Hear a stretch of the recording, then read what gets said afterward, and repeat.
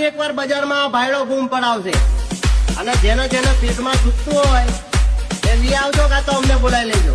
આજે કાલે પરમ દિવસ ને અઠવાડિયા પછી થોડા દાડે કે રાતે આ ભાયડો એકલો જ આવશે.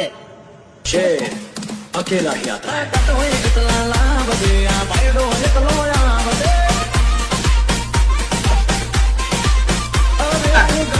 કારણ કે તમે જેના દમ પર ઉડો છો ને પપ્પુ નંબર 1 પાસે એની સ્પેશિયલ દવા છે. ના પપ્પુ નંબર 1 છે બેટા, પાછો નહીં પડે.